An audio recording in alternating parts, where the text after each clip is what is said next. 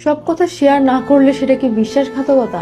বিশ্বাসঘাতকতার মতো কথাগুলো শেয়ার না করলে বিশ্বাসঘাতকতা।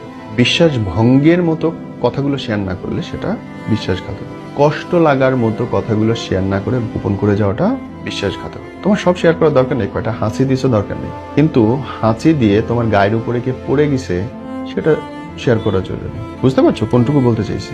তোমাকে 100টা ছেলে প্রপোজ করতে পারে, কিচ্ছু যায় আসে না, তোমার বলার দরকার নেই। কিন্তু যখন তোমার কোনো খুব নিকটজন, খুব কলিগ, খুব বন্ধু প্রপোজ করে ফেলছে, তখন তোমার পার্টনারকে সেটা বলতে হবে। 100টা মানুষ বলতেছে, এটা কোনো কিছু যায় আসে না, কিন্তু ও যাদেরকে চেনে, ওর যাদেরকে নিয়ে অন্যরকম পার্সপেক্টিভ বা ধারণা জন্মে আছে যে এই মানুষটা এরকম, যখন এই মানুষটা কিছু চেঞ্জেস হয়েছে, এই চেঞ্জেসটা তোমাকে জানাতে হবে, নাইলে সেটা বিশ্বাসঘাতক। এছাড়া পুরো দুনিয়াতে কি হচ্ছে তোমার বলার দরকার পড়ে না। যেটুকু তার সঙ্গে কানেক্টেড, যেটুকুতে সে ইমোশনালি বন্ডেড তোমার সাথে, সেটুকু তোমাকে বলতেই হবে, না বলাটা অনুচিত। বুঝতে পেরেছো তো? সো তোমাকে ডিসিশন নিতে হবে, তোমাকে অ্যাওয়ার্ড থাকতে হবে তোমার লাইফ পার্টনার কোন ব্যাপারগুলোতে কনসার্ন, সেই ব্যাপারগুলো তাকে পরিচ্ছন্ন করতে হবে, তাহলে কোনো ঝামেলা হবে না।